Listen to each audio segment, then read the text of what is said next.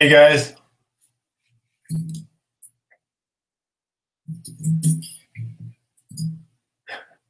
Hey Max. Hey guys. So hopefully you guys can hear me. Let me grab some headphones. You guys can.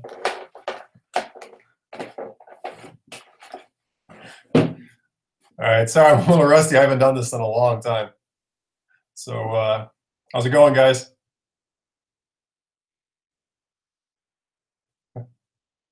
Wow, that didn't take long to get some people in here.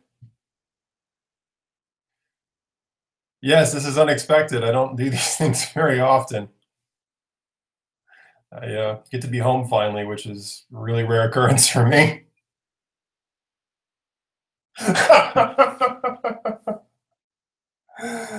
Harvard, I think you're going to miss Pornhub. I'm not that entertaining.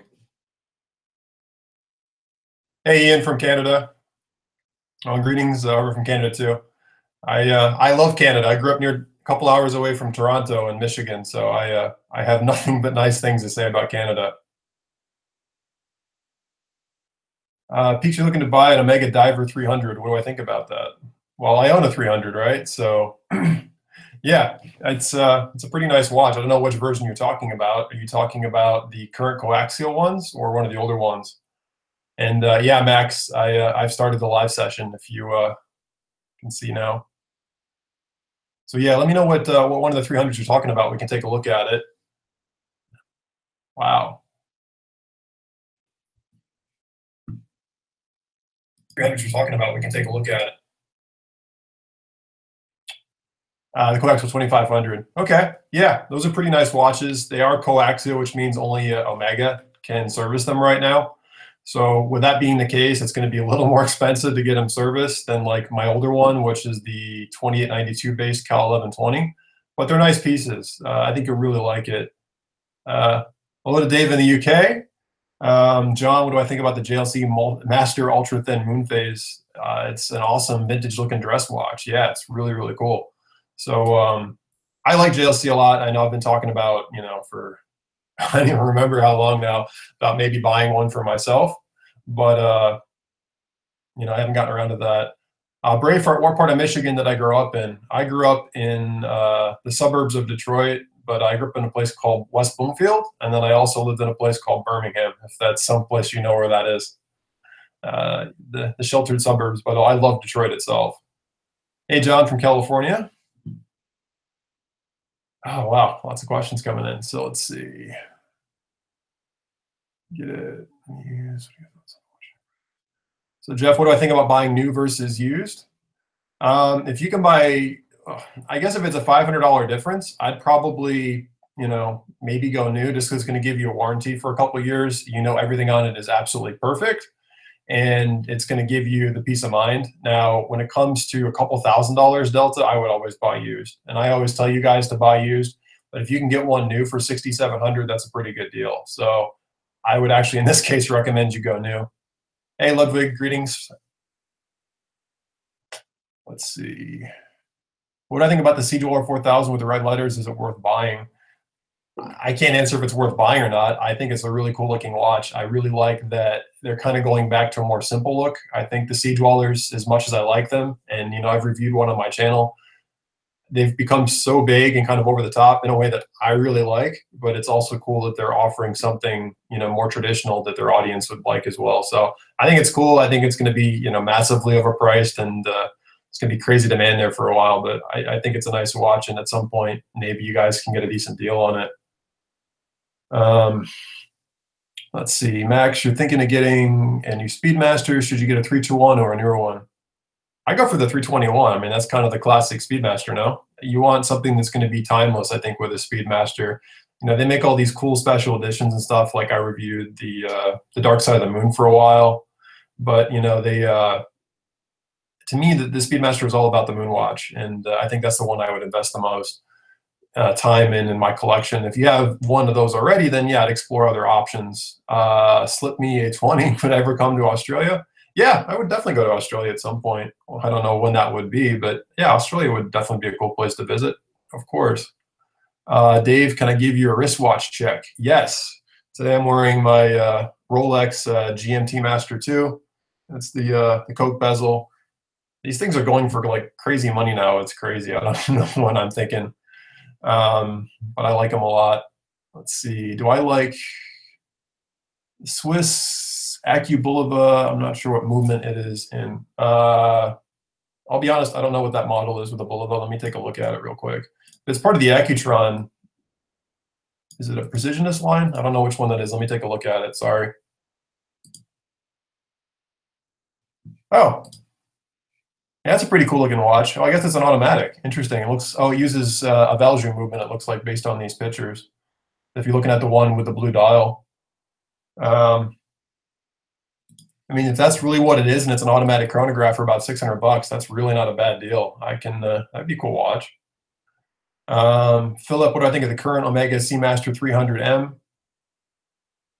It's okay. I prefer the older ones, like I have the 253180, because they still had the wave dials back then. I really like the Planet Oceans now, though, and I showed you guys one recently a couple months ago that I borrowed from Bernard with the ceramic bezel. That watch feels amazing in person. I can't stress what an awesome watch that is. Let's see.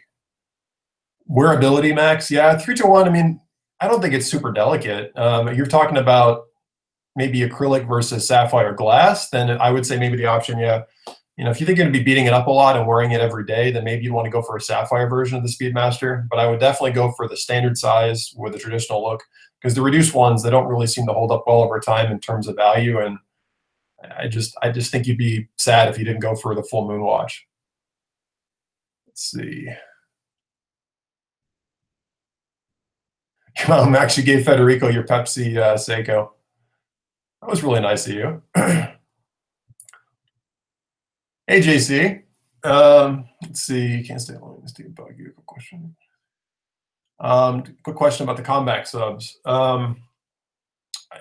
They look cool. You know, the thing with Glycine is, unfortunately, nobody really buys them. So, I mean, they're going to use more than likely a generic ETA movement in most of them, depending on which one you're looking at. So they should be reliable and they look cool. And they offer pretty good value, because I'm sure you can get a really good discount because they don't sell well. So yeah, if you can get one for under $1,000, I think they're pretty cool looking watches for what they are. Oh wow, sorry guys. Yeah, I can't keep up with the comments. Let me catch back up here.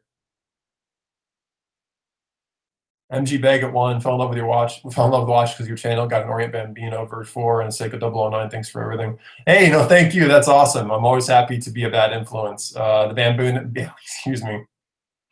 The Bambino is an awesome watch, and you know, 009, that and the 007 are pure classics from the Seiko range. So you guys are always going to be served well with those watches, and I have no doubt in your case you'll wear them for many years, I would hope.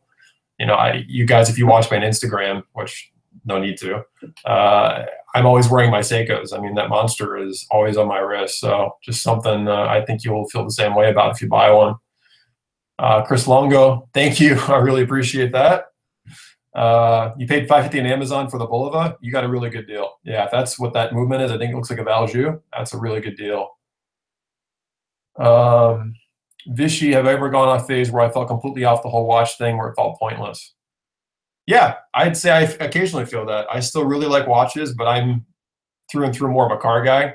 And there are days, you know, I may just grab like my G-Shock or something, but I don't really feel the huge passion for the watches. But every once in a while, I'll pull out like my Panerai or one of my GMTs, and you know, it starts over again. So I have my little periods, but I always fall back into watches, unfortunately or fortunately. Super Spinach, any advice and things to watch out for? The Rafsinger, when it comes to reversos, yeah, they're awesome watches. I would love to have one personally. Things to look out for: look for one that's recently been serviced. JLC is a high-end brand, and their service prices are high-end as well. And those cases need to be taken apart by an expert. And if you find one that's recently had a factory service, I would pay a little bit more money for that, just for the peace of mind of knowing it's going to be straight for a while. Yeah, apart from that, I think you'd be good to go. But that would be my recommendation. Also, you know, keep an eye out for prices, or not prices, sizes. There are some smaller ones you'd want a standard men's size, I assume. And there are a couple quartz pieces out there. I would stay away from those. I would always recommend you guys look at the mechanical ones over the quartz pieces. Actually had a review, not to give to him. Yeah, okay, I was going to say that was pretty generous of you. JC, you've seen one for, where was it? Sorry, 375. That sounds like a pretty good deal. I'd say at that price, that's a really good deal. I think 90 sponsors. Think a tag. William Johnson, what I think at TOG. TOG Heuer F1. I think they're okay looking watches. You know, if you take the back off, they look like you've just taken the back off of a standard fossil. There's nothing special about them, but I do like the way they look a lot. And, you know, the brand definitely has some cachet to it. But I wouldn't say it's anything sort of like an horological masterpiece by any stretch. But hey, if it makes you happy, then that's great. Random Rob, yeah, Orange Monster rules, although as you know, I'm the Black Monster fan on this side. Where's no can't get over this. Ian Long, was it a BMW? No, it was not. Harvard has figured it out below. It's a GSF Sport. I bought a GSF Sport, but it has the red interior like they do with BMWs. Max, what's the fastest I've gone in my Corvette? Let's just say that the claimed factory top speed was in excess of 170, and I have no qualms about that. I definitely believe that speed is attainable in the real world. And if you've done some tasteful modding, I think that's a little conservative. And when they give you 200-mile-an-hour speedometer, I think you should try to get as close to it as you can. But of course, this was all in Mexico on closed roads, of course. Yes, BioShock rules, Chris, for sure. Like this, I miss those games so much. I really hope that Ken Levine gets another one out there and they kind of reform the studio, because it's sad what's happened to them. Kindred Spirit, what motorcycle would I buy? To be honest, I've been lusting after like a Kawasaki ZX-14 for years. I love those things. I like the Hayabusas too, but they're too fat. And I used to love some of the BMW 1200 ones, especially the R series. But I would love a ZX-14. Would be something similar but less well-known. Diverse thoughts. So George, you're looking to trade in and explore too for something similarly sporty but less well-known brand. What do you think about the JLC Master Control or the Master Compressor series, George? Higher end brand, I'd say, or at least equivalent to Rolex, but they're more of a watch aficionados brand. You're not going to get as much recognition on the street. Extremely well made, and I think they're really cool. And some of them have like a diver style case. I would take a look at those. JC Mondaines are cool. I think I've talked about them a lot. I really like those. Paul, would I rather have a Seiko Patty Turtle or a Hamilton Pilot Day? I'd rather have a Patty Turtle, but I'm a Seiko boy. I do own a Hamilton. I have that square one, but yeah, the Patty Turtle to me is something you can wear almost any day that we can be happy with it. What's your view on the reintroduction of the Seiko Turtle, Tony? I'm happy they brought it back. I mean, it's an icon, and I think they've done a nice job with it. You know, this whole what was old is new again thing with a lot of brands is kind of getting old, but you know, I really do think it's cool that they brought it back, and I think they've done a nice job with it. And I think it's helping to get a lot more people passionate about watches, which I would, never say no to. I think it's great.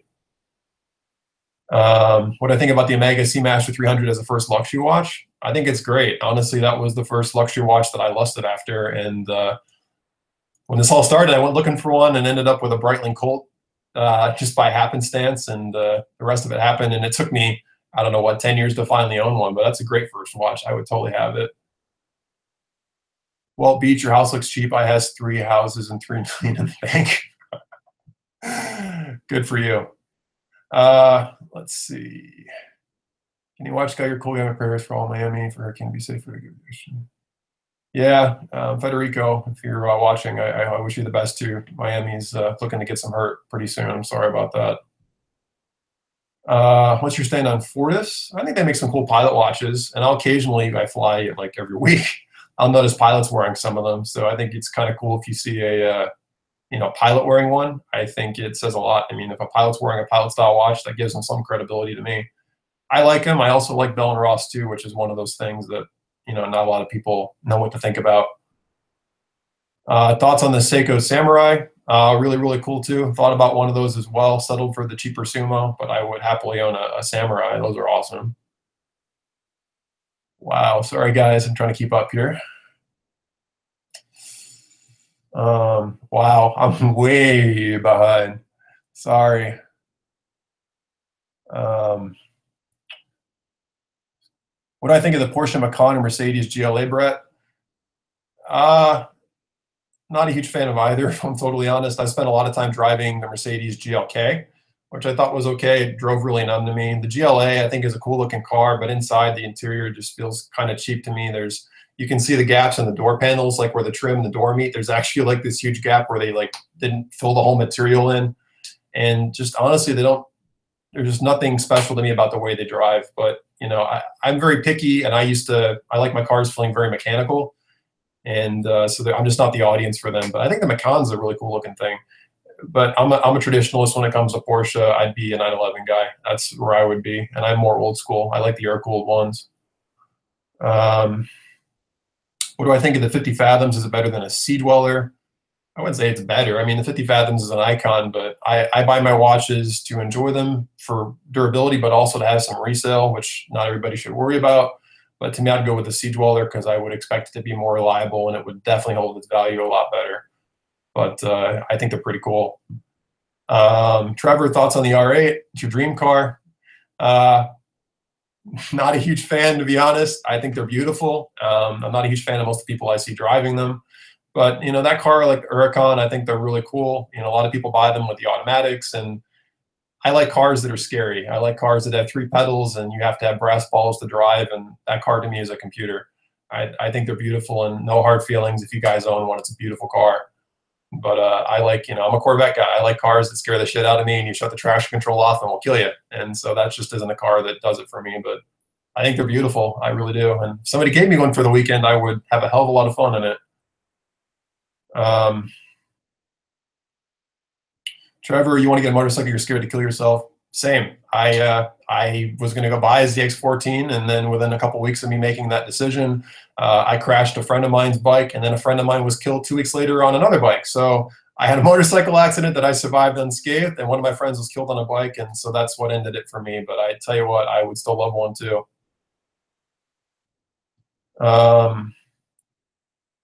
Yeah, random Rob GSOC squares, dude. I love the square ones too. It's one of those things. I don't know if it was you or somebody started showing me pictures of one. They're like, oh, maybe you. Like somebody's always posting photos of them on Instagram, and now I'm with you. Now I want the square one too. Steven, hey, how you doing? Let's see. Now you have me questioning myself. What's the first Rolex? GMT Master 2 or Explorer 2? Jeff, I own both, a GMT and an Explorer. And as I was mentioning earlier, I'm wearing my GMT Master now. To be honest, I still prefer the Explorer 2. I like the polar dial, and to me, it's understated, and you can wear it in any situation. But neither one you can go wrong with. They're both awesome watches. I like them both. Let's see. Whoa. Sorry, guys. I'm way, way behind here. Oh, wow. Rational, what's my Grail watch? If I wasn't worried about stratospheric service costs, I'd probably happily own a Audemars Piguet or a Royal Oak offshore, or just a basic Royal Oak like the 15400. I think they're beautiful, and I like that they're kind of subtle unless you know what they are.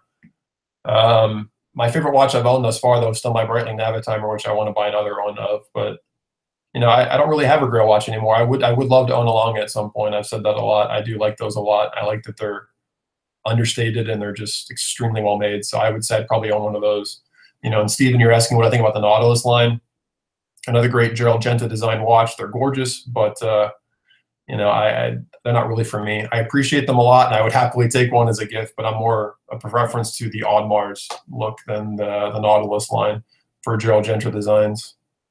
Do you think Rolex will put new 70-hour movement in the entry-level Oyster Perpetual line, James? Yeah, I do think, actually. I would expect that to happen at some point. Rolex is one of those. They actually kind of remind me of like Toyota, Lexus in the car world. They do changes slowly over time, and they're methodical about it. They're not one to try crazy new things. They tend to stick with what work and make mild improvements over time. And so I think now that they've got this movement out there, I definitely think, if they can put it more watches and save production costs, they will. I don't know when they'd roll it out, but I would definitely think that would happen at some point in the near future.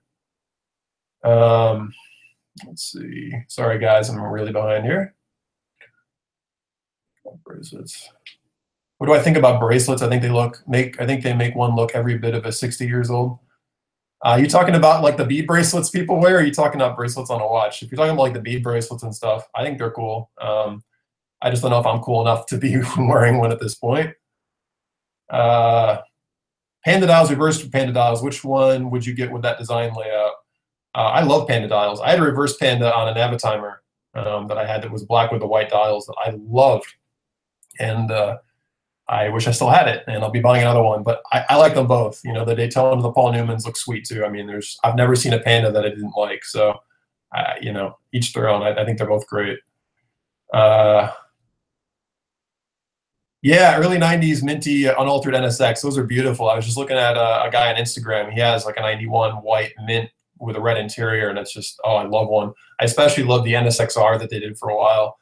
You know, I was dumb. I actually looked at buying one when I bought my Corvette. And actually, my Corvette was a little bit more expensive at the time, which things have drastically changed now. But I was like, oh, the NSX is slower and it gets worse gas mileage and it's going to be more expensive to fix, so I'll buy the Corvette. And then, of course, I screwed that up because now the NSX is worth a lot more than my Corvette is. But I didn't see the investment opportunity at the time. So, you know, you live and learn a little bit. But those are beautiful cars, and I only like them more as time goes on. Sorry, guys, I'm so behind here. Eric, if I want a truly crap rental car, get a Malibu. Dorsal is about 14 minutes. It's like a dune buggy.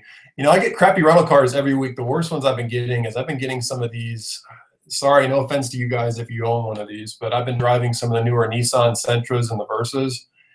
And every one that I've been in lately, they sound like they're falling apart, and they're really not great. And I've driven a lot of cars at that price point as rentals, and they've been great. I mean, like even the Corolla is a great car. Some of the Hyundais drive great. And I'm saying as a car guy, I can respect they're nice, but some of these cheaper Nissans I've been driving, I feel like you're not getting much for your money.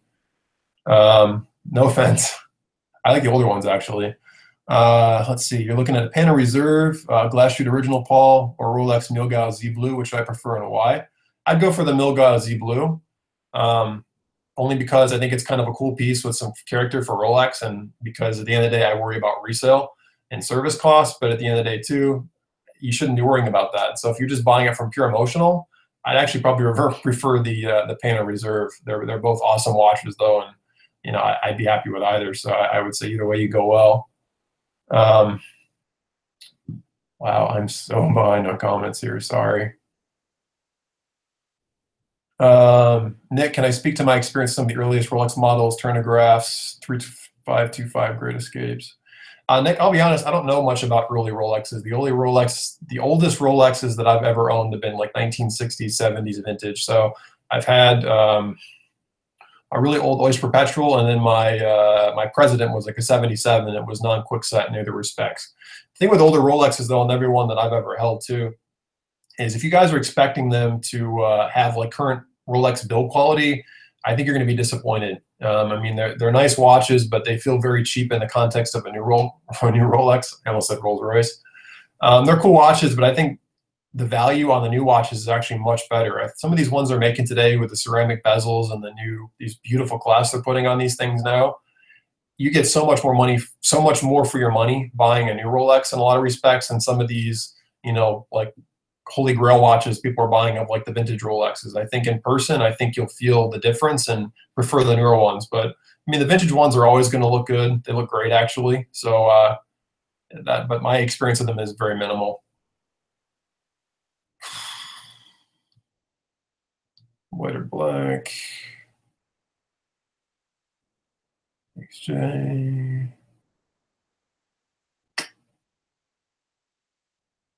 Rolex GMT Batman or Pepsi.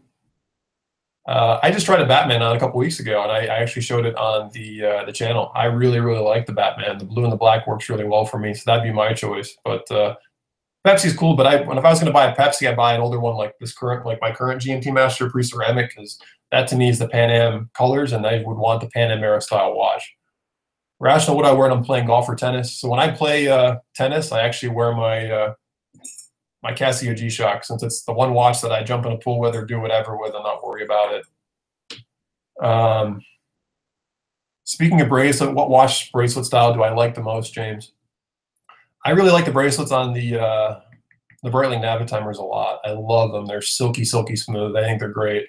You know, the Rolex Oysters and stuff like that, they're okay, but I think Breitling makes the best bracelet still. Let's see. Wow, there's some assholes in the comments today.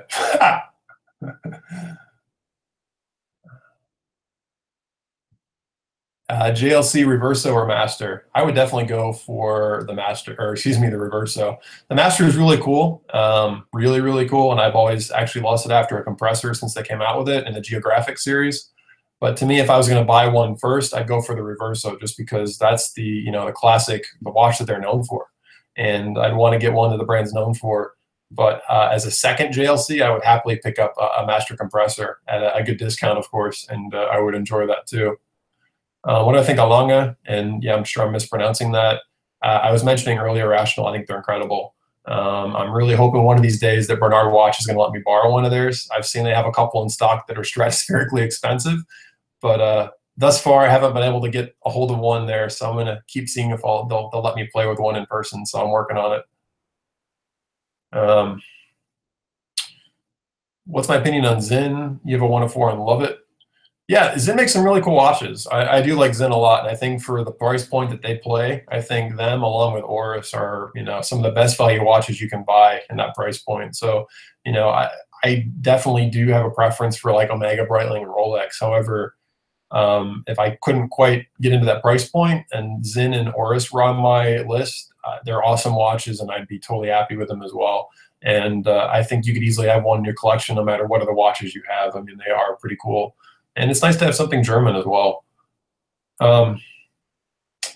Sorry, guys, I'm falling behind again. Captain Z, best quartz watch ever.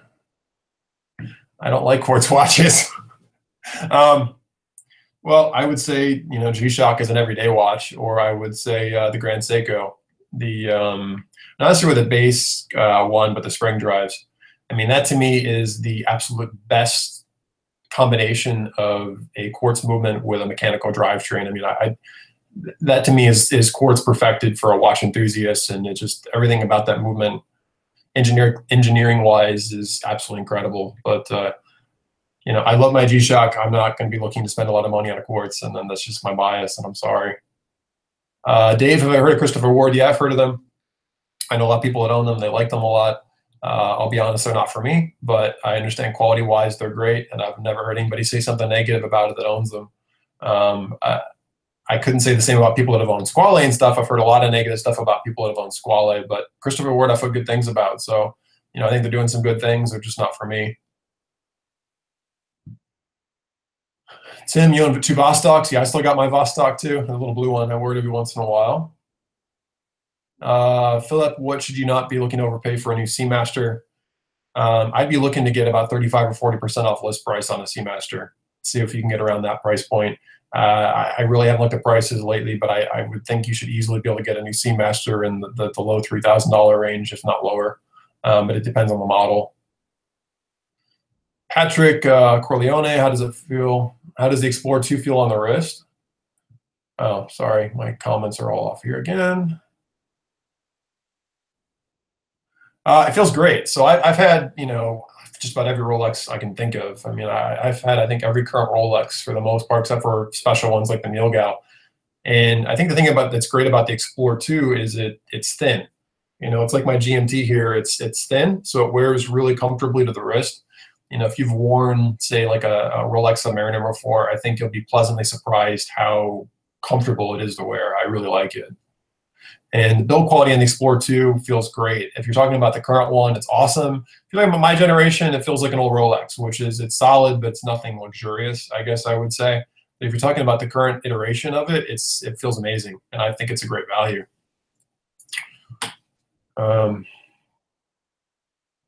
What sub $1,000 watch you think holds best value? Oris, Aqua Hemi, Pangolizing, Combat, or Longines? Highest request. Of those 3, I would always be an Oris guy. I think the Aquas is the way to go. I think it's an awesome watch. The Glycine Combat sub, if you can get a good deal, is obviously not a bad deal either. And the Hydro Conquest, I've heard nothing but good things about either. But, you know, if I could get one under 1,000, I'd be looking at an Oris.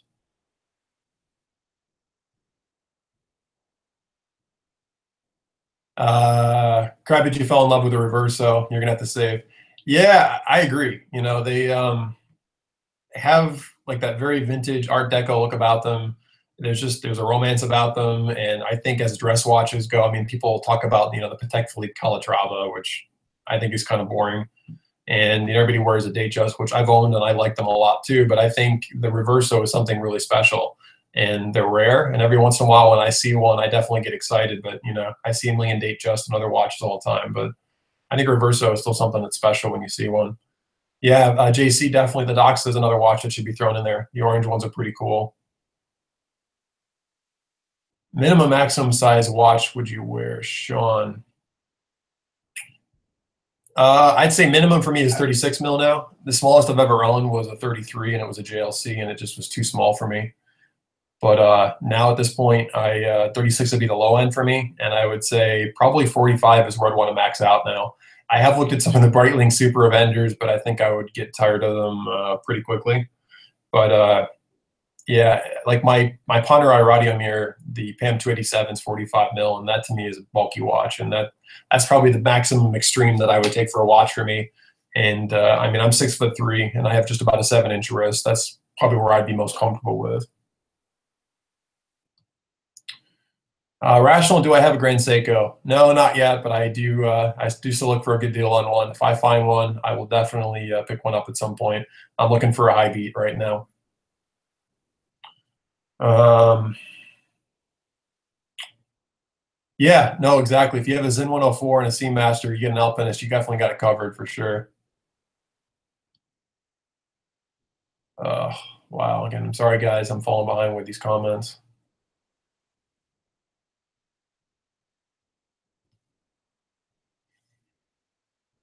Brett, you want to add a dress watch? What do you recommend? How much money are you looking to spend? If you want to give me a price range, I'm happy to make some recommendations for a dress watch. A Rhino best dive watch at the $1,000 range, or a Aquas. That's exactly what I would do. If you want half that price point, I guess you could also look at a Seiko Marine Master, which would be slightly over 1,000. Those are great. Or you could half it, and look at something like a Seiko Sumo. But I think the Oris Aquas for $1,000 is the best you're going to do, in my humble opinion.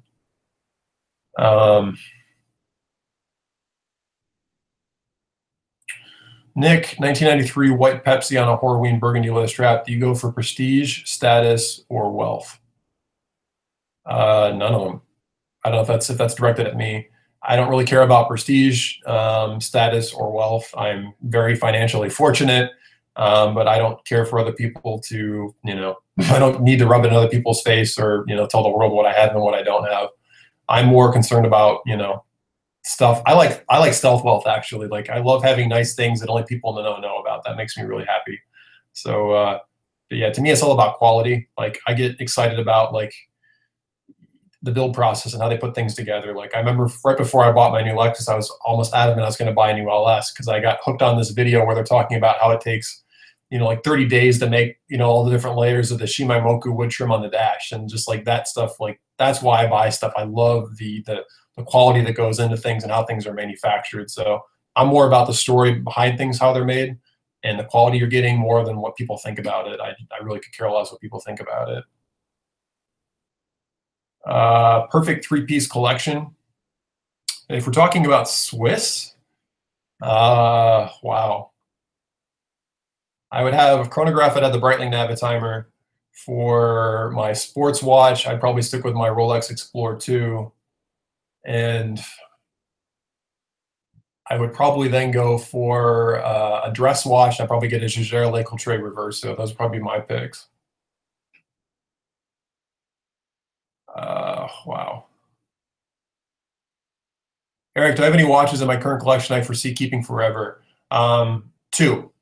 So I have a lot of watches, and I would say every one of them at some point is probably going to get sold off, and I'll find something else. But my Seiko Monster, I have no intention of ever selling it. I still love it. And my Panerai, my PAM 287, every time I put that watch on, I love it. I plan on keeping that watch for the rest of my life. We'll see, but that's my my thing. Wow, sorry guys, I'm falling off the comments here again.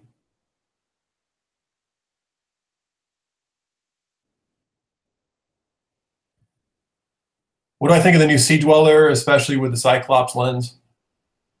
I like the Sea Dweller a lot. I talked about this a little earlier. Sorry about that. And I've never actually had an issue with the Cyclops. I've always liked the Cyclops a lot. I know that there's a lot of you guys out there that don't like it. I think they're cool. I do think, however, Panerai does a better Cyclops. So, you know, in the Rolexes, you get it kind of raised on the glass or the sapphire. The Panerai, it's actually under the crystal, so you don't get oil and stuff all around it. That's something that I think they do a little bit better. But I definitely do enjoy the magnifier that the Cyclops does. But I like it a lot. JR, does Tudor Breitling have better value retention between the two of them? I think Tudor has slightly better value retention because they're part of Rolex, and now they have a bit of a following, which they didn't have before. Breitling has pretty awful value retention, to be honest with you. About the only Breitling that holds decent value, if bought used, is the Navitimer. But a lot of the other ones, especially the ones that have gold on them, they really have poor resale. So if you're looking for a great value on the secondhand market, you can get some really good deals on some Breitlings. I mean, I just saw like a new B01 that I think was like less than a year old that retails for what, $9,000, and I could have picked it up for $3,000. So, you know, good value for the money, but you know, I think Tudor holds their value a lot better. Do I think the Seiko Brights is worth more value than the SARB 33? No. I mean, I know the bracelet on it's a lot nicer, but you know, you could just take a SARB 33 and put on a nice strap.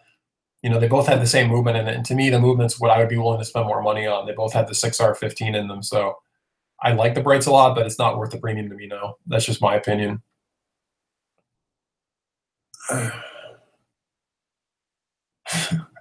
Thanks, Dave. Yeah, I don't give a shit what some of these assholes are saying in the comments. If these people really think their worthless opinions matter to me, they're wasting their time. My ego's plenty big. Maybe between 5 and 10K for a dress watch, Brett. I would JLC Reverso. I would totally check out a Reverso. I think that is the best dress watch you can buy under 10 grand. If you like the Calatrava too, those are a good deal. You know, beyond that, those are the two that I would look at, to be honest. You know, I mean, you could definitely go look at a Datejust too. A used Datejust would be good value. I don't really know what you're looking for, but to me, if you want a pure dress watch, I think JLC is the way to go. Absolutely. You know, Omega and Breitling, they make some dress watches too. You know, like you can look at Constellations and such, but you know, the Yacht-Master too, I think is kind of a cool watch by Omega. But I think if you're looking for something you can, you know, keep 40, 50 years and enjoy, I would stick with like a JLC or a Rolex. But if there's any styles you like too, I'd be happy to kind of give you my thoughts. But again, these are just my opinions. Best price range for watch up. I have two pieces around 2 to 3K. Is that the sweet spot? Sorry, I don't really know what you mean. Nevson, I actually told you doing a live show. I'm at a Hong Kong watch fair. I could have joined in as I walked around the fair. Maybe you could have seen the fair live. Hell yeah, Nev. I would have totally brought you on. Sorry. Every time I've invited you in the past, you refused to get on. So why would I think you'd join me now? Sorry, I'm behind again. I've been on a vacation recently. Seems like you got a little light brown tan. No, I haven't. I haven't been on a vacation in months. I need to take one, but I've been doing a lot of hiking because I get really stressed out at work, and that's my way of dealing. I go and take like nature hikes and stuff like that to kind of chill out. I'm under a lot of pressure, and that's the way I deal with it. That or driving like an ass is another way I feel better. Wow, there's some assholes in the comments today. Rational, what do I think of the Sky Dweller Blue? Well, actually, you didn't say blue, but I like the Sky Dweller a lot. That's a watch I've thought about reviewing from Bernard. I haven't yet because I don't really fully understand how it works. I need to do some research on it to better understand it. But when it first came out, I thought it had way too much going on in the dial. But now that I've seen one in steel with the blue dial, I think it works now. I still think there's a little too much going on, but I really appreciate, you know, the calendar mechanism in it and the glide lock for like changing the different functions. Was it Sky Command Control, whatever they call it? I think it's really cool, and the movement. I mean, all the stuff that it does is pretty cool. I definitely would like one. Mike, do I like Seiko Turtles? You bet I do. Yeah, I've been looking at buying one.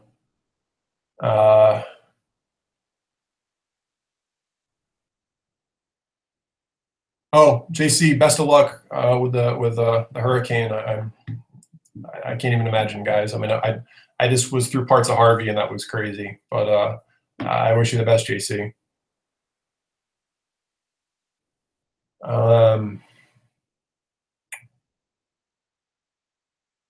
Yeah, stick with tuner Rolex for resale, exactly.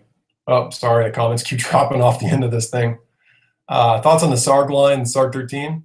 Sargs are great. Sarg, a lot of those quote unquote JDM Seikos are really cool watches that I think are always going to be great. Albert just had a meeting with a client. He's wearing Rolex Oyster, and I was you were wearing your Sarg 33. I think mine was better quality actually and looked nicer. Yeah, I don't know what Oyster he was wearing, but the 33, the Sarg 33, I know you guys are probably sick of it. If you watched me back when I was reviewing that watch about a year ago, I never got sick of that watch. And every time I looked at it, I mean, I kind of got sucked back into it. It was one of those watches that just it looked beautiful in certain light. And I agree. I mean, I've had several Rolex Oysters. I have several now. I don't know if I assume you're talking about like a Datejust or Oyster Perpetual, but yeah, I like them both. But the Sarb to me is definitely an equal in that company in terms of looks.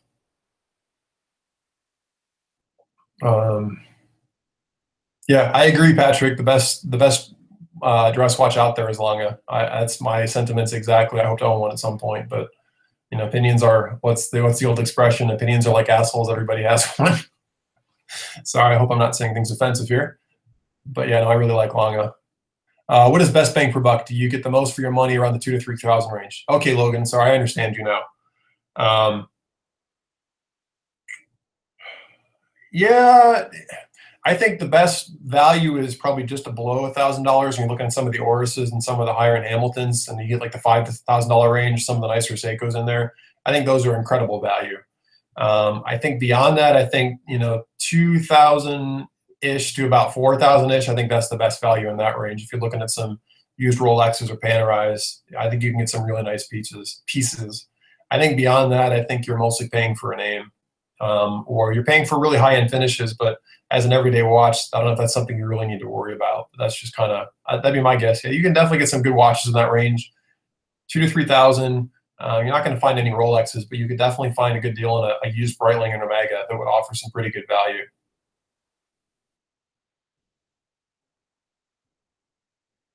Wow, you guys are freaking hysterical. Hey Jay, can you kick this Simon asshole, please?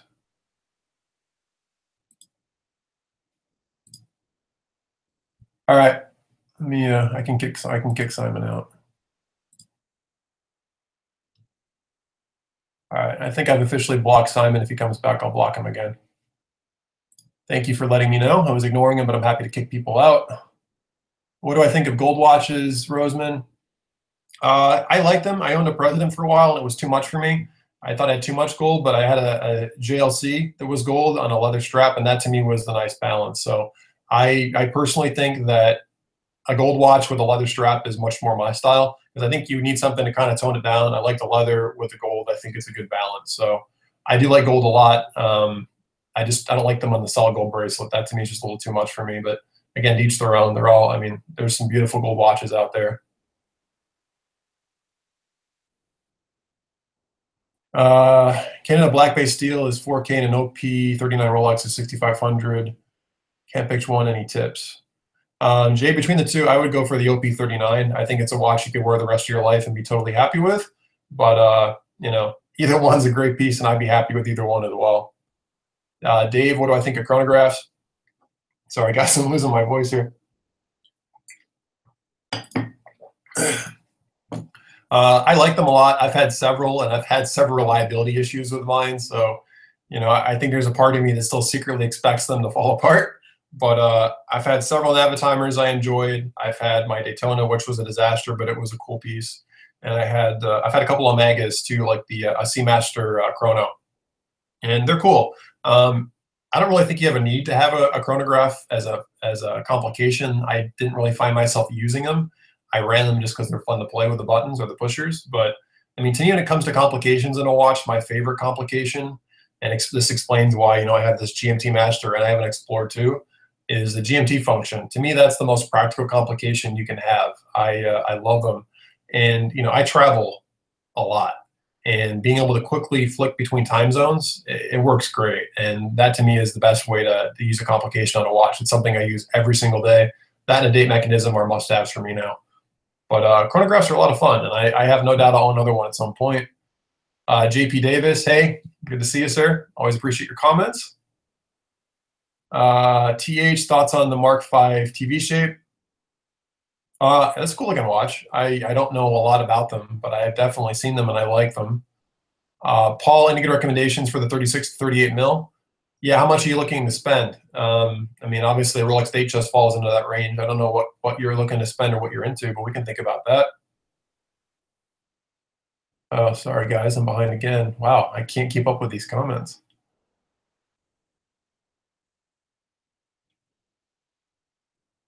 Oh my God, guys, I'm so sorry. I'm so far behind. Does Invicta have good value for Seiko movement? Yeah, Invicta, you can get their watches cheaper than you could buy an equivalent Seiko. They're really good deals.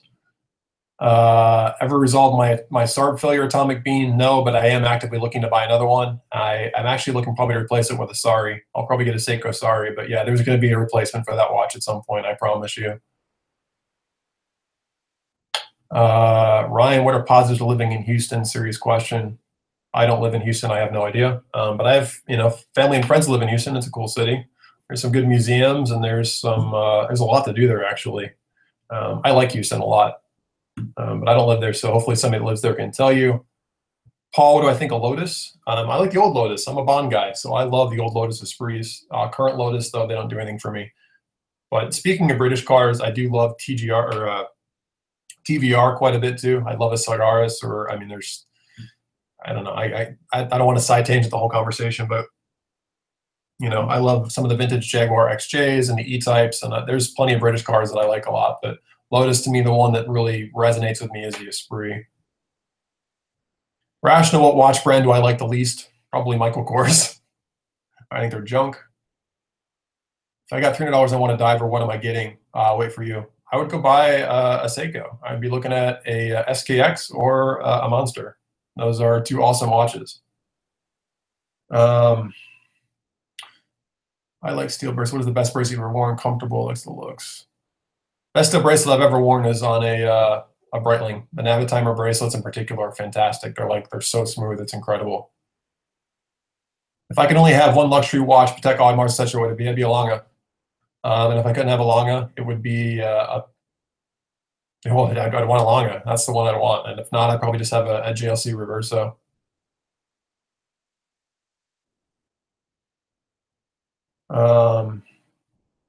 You're not fond of the SKX. Oh, well, I still think the Monster is the way to go. Around then, I guess you could look at like a Victorinox or Swiss Army, but to me, you're not getting as much for the money. What kind of gold do I like? I like white gold. I'm all about stealth wealth. That'd be the way that I would go. But I prefer that, but I think rose gold's pretty too. Let's see.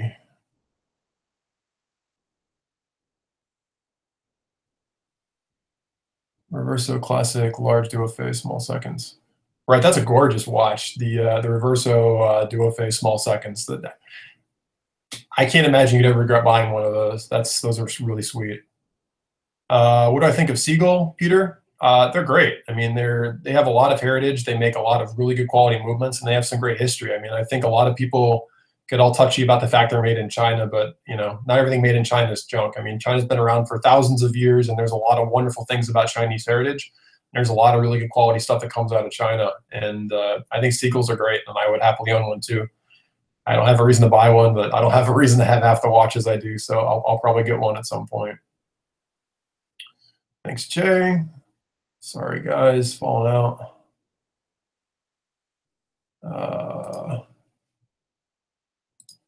I get to block some of these people. This is fun. I get to kick all these assholes out of the comments.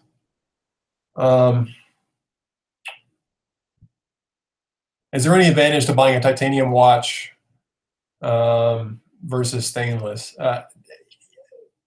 Personally, I don't really see the value. A lot of people, again, the weight advantage is what I know a lot of people agree to. And yeah, I mean, a titanium watch is substantially lighter in person. I mean, if you're buying a heavy mechanical watch, you get it titanium, it feels like a quartz watch. I mean, you notice the difference. I like my watches heavy, so I'm not a buyer. But if you're worried about your watch being uncomfortable, if you don't like a heavy watch, then yeah, I mean, that's probably a way to go. Would I prefer the plain ocean 2500 or 8500 and why? I prefer the 8500, the new in-house movements they're making now. I put one on the channel recently. They're amazing. I mean, all the different anti-magnetic properties they worked into those movements, the finishing on them, they're beautifully executed. I mean, the 2500 is a great movement, but honestly, that was an earlier one. I think the 8500 is leaps and bounds better. And if I was looking at 2500, I'd rather just go buy an old Cal 1120, which is just a non-coaxial at the 2892. I think that'd be the better way to go. But I think they're both great. Atomic Bean, yeah, it sounds like there's some hypoallergenic stainless or properties too, which I really can't speak to. So thanks for you for chiming in for that. Hi, Morgan. I never knew your full name when I watched any videos. Dieter, what does the J and J Anthony stand for? Yes, so that it does stand for my first name, and I don't use my name on this channel because, as you guys can see, there's no shortage of trolls and people that I don't want in my business. So I like to keep a low profile, and I like people not knowing who I am and my life because I like that degree of privacy. I share a lot with you guys. But there's also a lot of things that I don't, and I like, keeping that out of it. And, I see, people like Federico and others that I've known that have put their names out there, and to me, they've only suffered for it. I like my anonymity. So yes, J is the symbol of my first name, and we'll leave it there. Given you like cars. All right, Nick. Yes, let's talk about cars. Porsche Panamera, thoughts on the interior for a 4-door and given a 2-door 944 a good project car pass. I think the Panamera is a great car. I really like, yeah, I mean, I think the new one they just came out with too, I think they've clarified the lines a little bit better, and I like the new style of the current one better. I believe, and correct me if I'm wrong, 2016 was still last gen. The interior in those cars is absolutely beautiful. I mean, it is. I've been in them. They did a phenomenal job. Again, I'm kind of a Porsche purist. I'm more of a 911 guy, so I struggle with wanting the Panamera. It doesn't make sense to me, but I'm glad they sell well, and more power to them. The 944 Turbo, though, those are awesome cars. Those are a classic, and if somebody's going to give you a 944 Turbo as a project car, I would totally take it. I mean, I know they have some of their gremlins, and their cars now are, 30 years old, but they're really, really nice cars, and I know several people that track them regularly. You can make them into great track cars.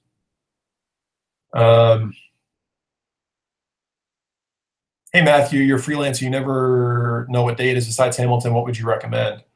Hey, Matthew, thank you. Hamiltons are great. Oris is great. Seiko is great. If you're looking at about $1,000 or more, Zin's great. Nomos is great.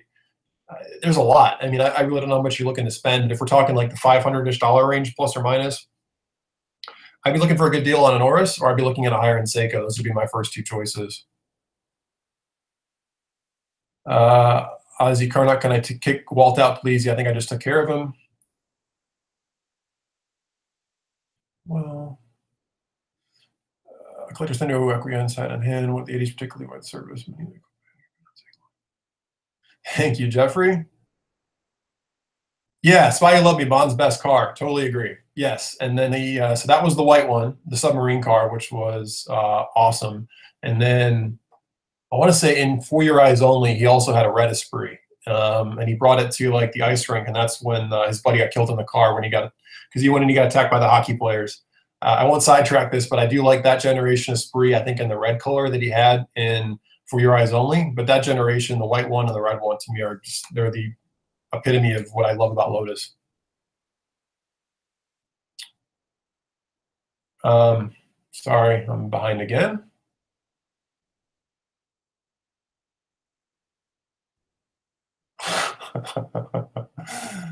Holy crap, people. Wow, I'm way behind. Speedmasters are great. I'm looking forward to getting a Moonwatch at some point. Sorry, guys, I'm so far behind here. Favorite Seiko at this point is still my Monster. I love my Seiko Monster. Let's see. YouTube watch channels exposed. Howdy. What's the best Loom watch you've ever seen or wore? Seiko, their lume is incredible. Yeah, I mean the monster and the sumo with the lume on them is incredible. It really is. Let's see. Datejust Fluted, Jubilee, or Milgauss as a dual dress casual watch.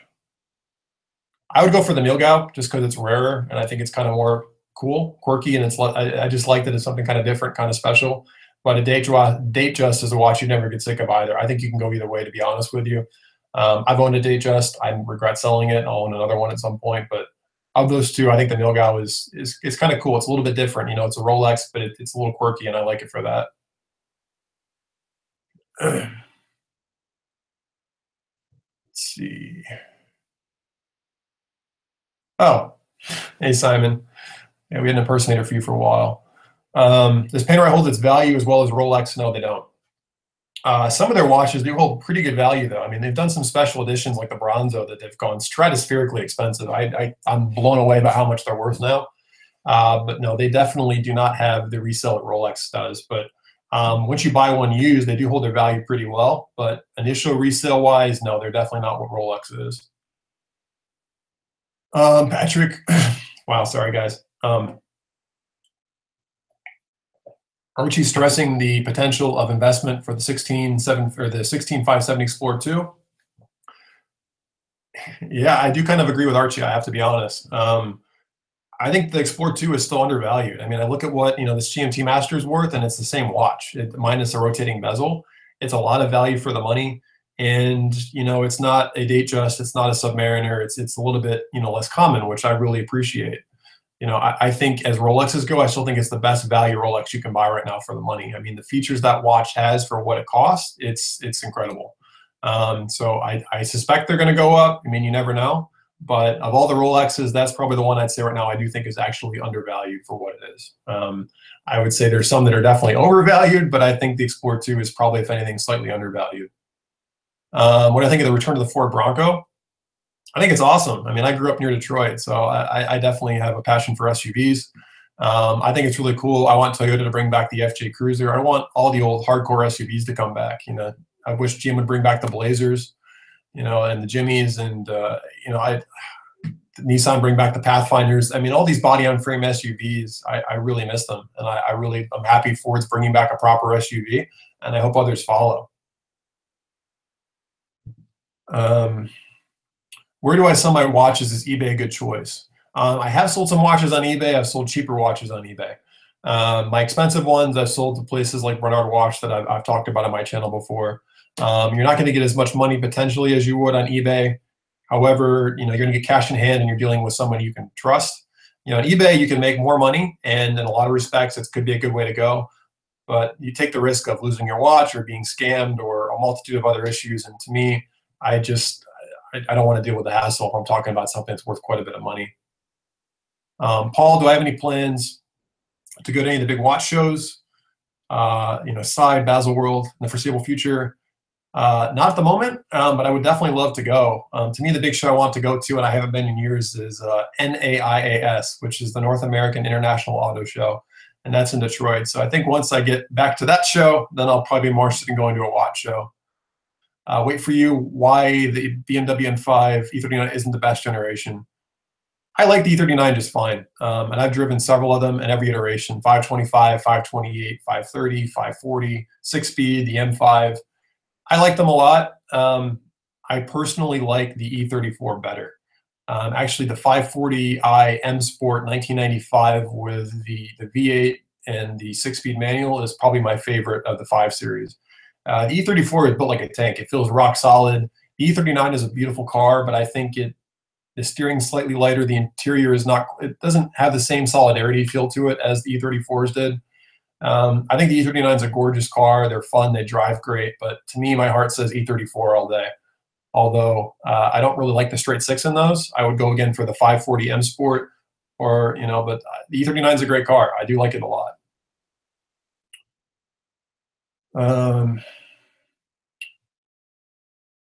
Hey, Paul, good to see you, sir. Always appreciate your comments. Sorry here, I'm falling through comments again here. I'm so behind. Oh God, sorry guys. Holy crap.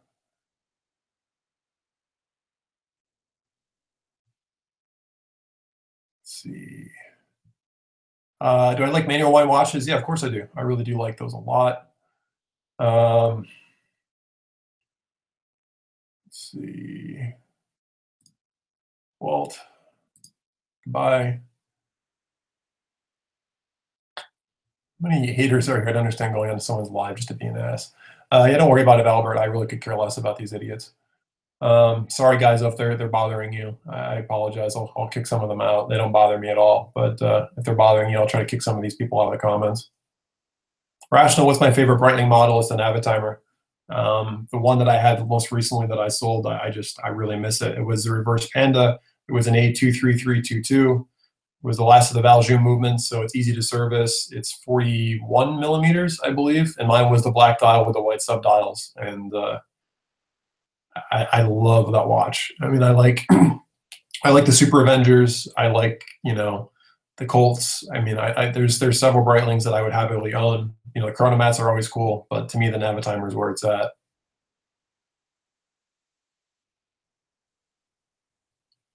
JP, and the Tissot Visa Date is a great watch. I like it a lot too. Over entry level Hamiltons, yeah, I mean it's a nice watch. I like the vintage appeal of it a lot. I think they're both good watches. Ryan, E31 or 600 SL? Oh, E31 all day. I want an 850 CSI badly. You got the V12 engine out of the McLaren F1 and a 6-speed manual. What's not to like there? Do I think the Rolex C-Jeweler 4000 will go up in value with this limited 2.5-year run? Yeah, at some point. But I mean, who knows when that'll be? It's going to be massively overpriced for a while, and then it's going to level a little bit, and then at some point, I suspect it will. I heard about the Facebook group called Watch Brains busted the admin Mark Friedman being arrested for underage kid photos. No, I don't know about that. I don't pay attention to this stuff. Let's see. Simon and Rational, can you guys knock it off?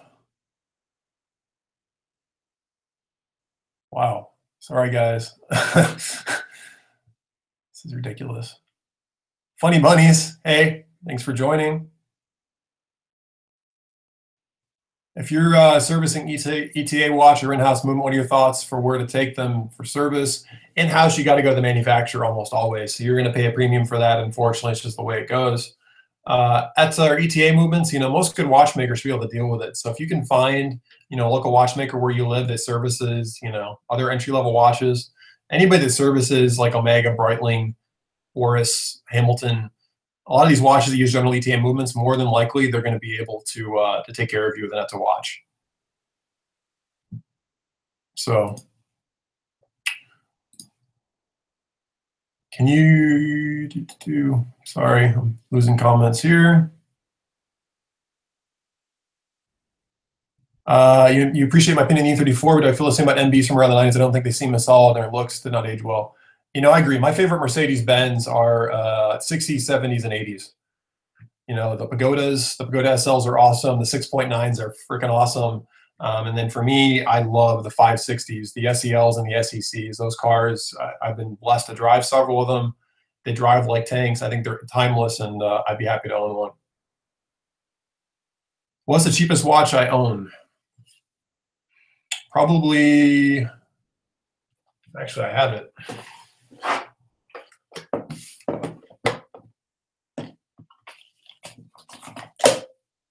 My Vostok. I think I paid 30 bucks for this watch, and I still like it.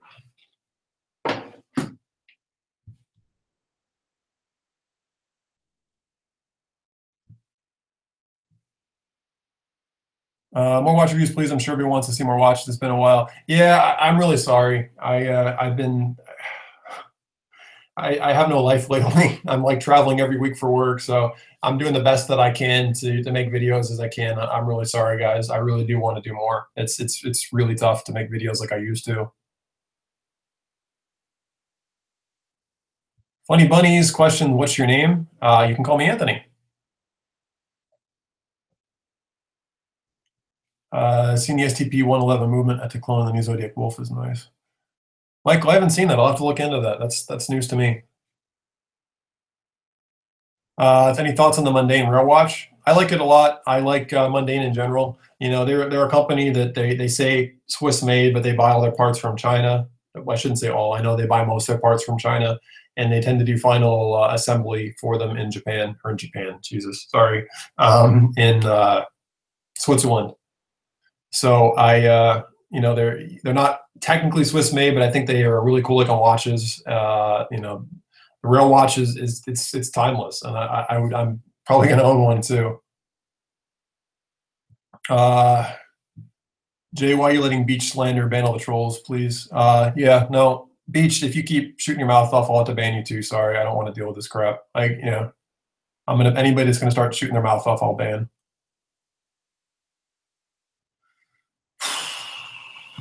Whoa, whoa, whoa! Here come more comments. Jay, are you wearing your Pepsi GMTA? I thought I saw a flash of Pepsi on your wrist. Close. Mine's a Coke, but yeah, I'm wearing my Coke GMT. Sorry, JP. I saw you had a question too. I lost it. Sorry. Do I like steel mesh higher end bracelets? Yeah, I like steel mesh a lot. I think on like a sports watch, like a steel diver, I think they're perfect. I mean, that's the best strap ever for like a sports dive watch. Funny bunnies, how am I? I'm losing my voice, but I'm good. Thank you. How are you? Harami best modern Rolex. That's a good question. I think the new Cellini Moonphase is pretty sweet, but nobody's going to buy one. You know, the sports watches in general these days are really, really nice. I do love the Batman a lot. The GMT Batman's a great watch. Honestly, Rolex isn't making any bad watches these days. All their watches are pretty nice. I like them all. You know, it really depends on what kind you're looking for.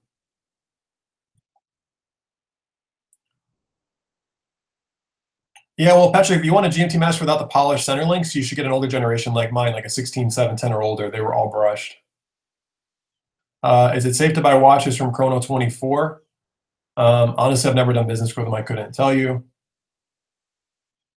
Opinion on Longines as a brand, Mike? I love Longines, actually. The Chronoscope, and is it the Max Bill? I want to say those are. I love like the Bauhaus style of watches. Those are really good.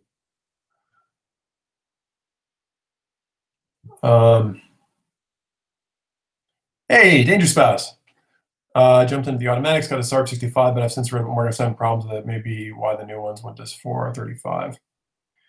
Hey, and by the way, Danger Spouse, thank you so much for all the help you gave me on my videos and the feedback and advice. I really appreciate it. You did me a lot of favors. Yeah, I mean, I've had issues with mine as well. You know, I had my SARB with a 6R15 fail, and then my cousin had a 4R version though as well in his SKX, and that had an issue as well.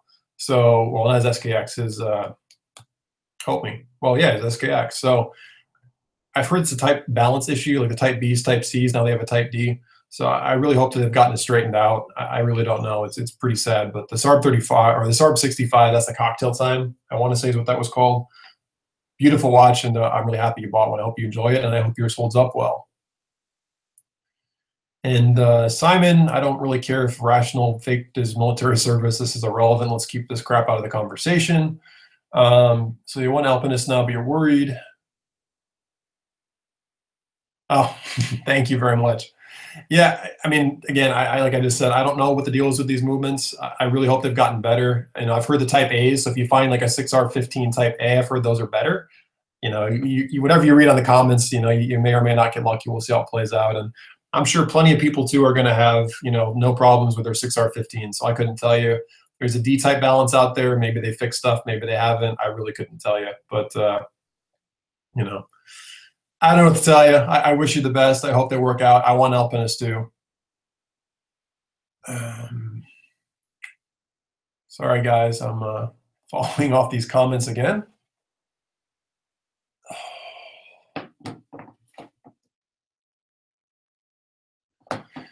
Nav-san is blowing up my cell phone. Thank you, Nav, for blowing up my cell phone now. Yeah, Rational and Beachy, guys, let's please not get into this shit right now. This is not. I don't. My live session's not for drama and bullshit. So let's knock this shit out.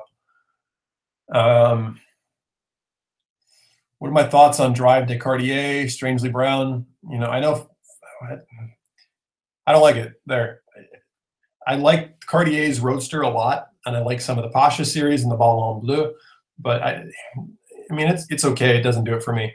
And I've heard some not great things about Cartier quality control lately, and I'm using cheap parts in their movements. And I'm not sure how I feel about that right now. But I mean, yeah, nothing against them. If you like the Drive, I think that's fine. I don't think there's anything fundamentally wrong with them. But I'm more of like a Roadster kind of guy than the Drive. Funny Bunnies, you have a question. What songs do I listen to?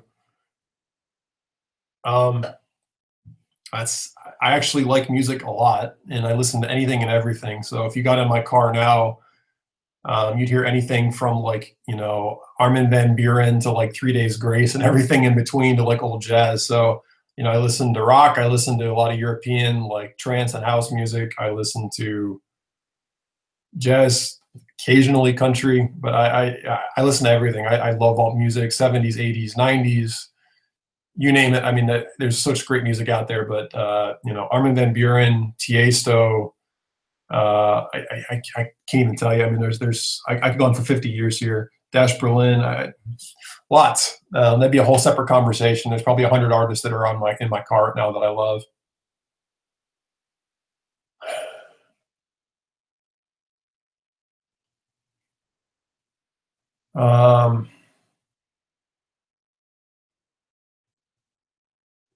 Why can't Rolex have a loom same or better than Seiko?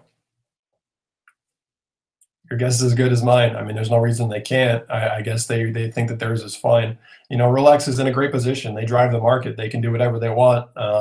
You know, nobody comes close to their market share. So if they don't want to do it, they have really no incentive to do it. So you know, I hope that it goes well. Oh wow, sorry guys, I'm falling behind again on these comments.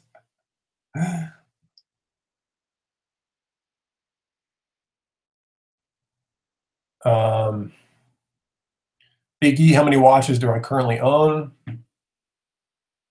Probably 20. I really don't know. I really don't want to know. It'd be a scary thought. Gabriel or Chanel movements good? Yeah, they use basically Solita quartz movements. They're fine. They're overpriced for what they are. I've heard rumors that they're going to come out with a manual or a mechanical movement at some point. Be great. I really hope so. But you know, I mean, the movements are fine. But yeah, I mean, not Solita. Ronda. Sorry, not Solita. Ronda. They use Ronda quartz movements, which are fine. But they just charge a good premium for them being assembled in Detroit.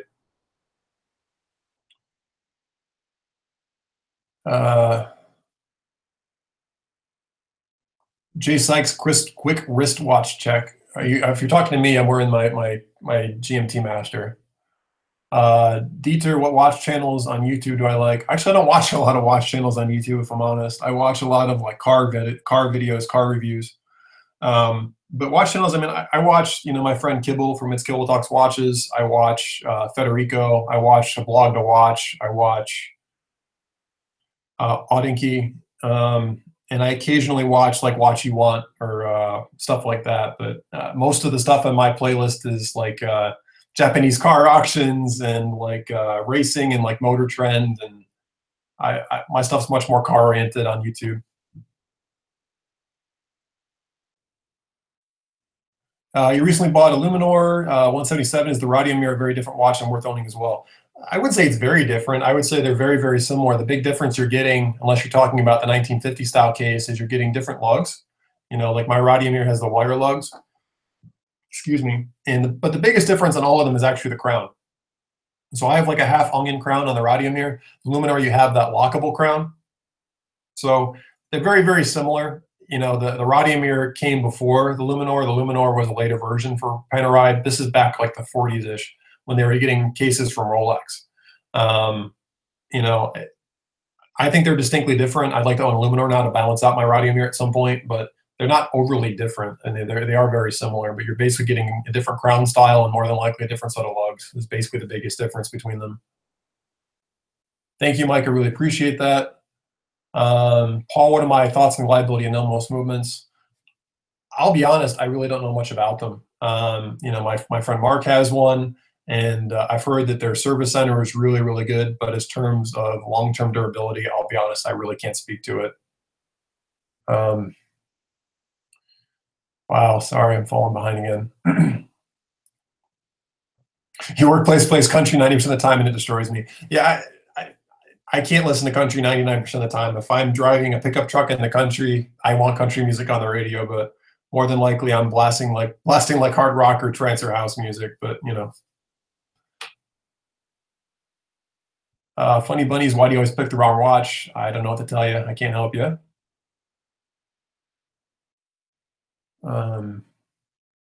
Matt, you're lusting after a Steinhardt vintage military. Is that wrong? No, I don't think that's wrong. I mean, you know, watches are things that you should buy because you enjoy them. If something speaks to you, there's nothing bad about that. I think you should buy what you like. More power to you. Do I think Rolex will come out with another open case back besides the Prince? You know, Rational, I really, really wish they would. And the Prince, I probably mentioned before on these live sessions, is one of my favorite watches. I love the Prince with the standard like doctor style watch. I love that rectangle, but nobody buys them. And you know, everybody, you know, I really don't understand why they don't do it. I mean, everybody, like I was going to say, like Omega and stuff is even in clear case backs now on their 8500 series, and I really wish Rolex would, but I don't know if it's because they're worried about water tightness or what the deal is, but I think Rolex movements, while they're utilitarian, are beautiful, and I would love to see them do more open case backs. What do you like the most in the world? I don't know. My significant other, my family, my friends, stuff that I can't replace. I can always buy more watches, cars, and houses. But the irreplaceable people in my life, that's what I like the most in this world. But as far as materialistic things go, my favorite thing in the world is to beat the shit out of a car with a manual transmission. I love driving cars. I love driving them fast. I love driving stick shift. Eurofighter E46 M3's best BMW ever. I hear you. I like the E36 better. I'll take an E36 Euro edition with the Techno Violet, but E46 is a great car. I've driven several. They're great cars. Wait for you. Do I like guns too? Yeah, I like guns, but I don't know much about them, so I really can't talk about them. But I appreciate guns for the same reason I appreciate watches. I like the workmanship and the utilitarianness of them. Just like I like knives too. What do I think of the Blancpain 50 Fathoms or a sub? I would go for the sub. Although the Blancpain 50 Fathoms is a great watch. To me, it's more of a, I don't know. It's just, I don't know. I really can't justify it. I just like it better. I have heard of Detroit Watch Company, Mike. I think they do make some cool stuff. I haven't been tempted to spend $1,000 on one of their watches yet, but if I found one used for a good deal, I would definitely pick one up and check it out. Orient Polaris GMT and experience with Orient. Yeah, Brian, I've had several. They're on the channel. Not that particular one, but I have had several Orients, and all of them have been great. I've really enjoyed them. And I had a Mako that I gave to a friend of mine that he wears a lot now. It's still a great watch. I think it's still a massive value for the money. I had a day date, and I had a power reserve, and every one of them I was very happy with. I would always recommend an Orient. Thank you, Dave. Have a good night, sir.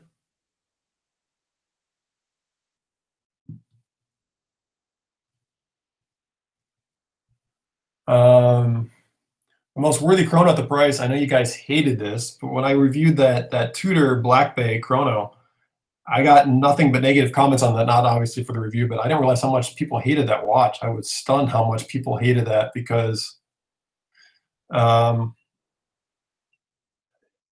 was really impressed with it. And I think about the fact that it's got one of those Breitling BO1 movements in it. I think that's a lot of value for the money. I think that's probably the best value right now. And I understand the designers of the Breitling movement are a lot of the same designers that worked on the Daytona movement as well, the 4130. Hey, JPM 75, how's it going? It's going well. Cool. I think I finally caught up with the comments. So I have a dinner date in a little bit with my significant other. So if there's any last minute questions, I just wanted to pop in and see how you guys were doing. and catch up. So I'm gonna head out here in a little bit. But if there's anything else you guys want to talk about, I'll see if I can address it right now before I head out, since I don't know when I'll get to do another one of these again. So any last thoughts?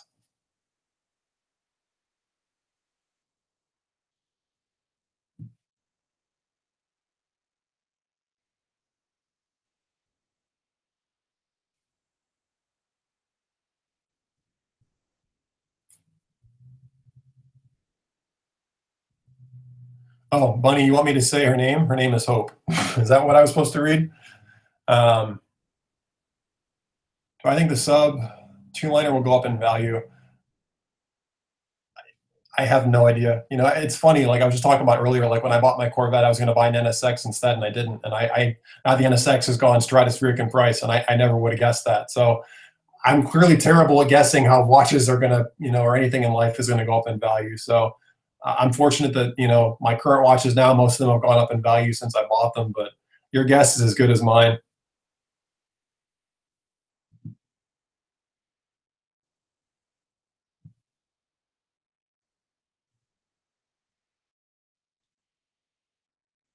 Thanks, guys.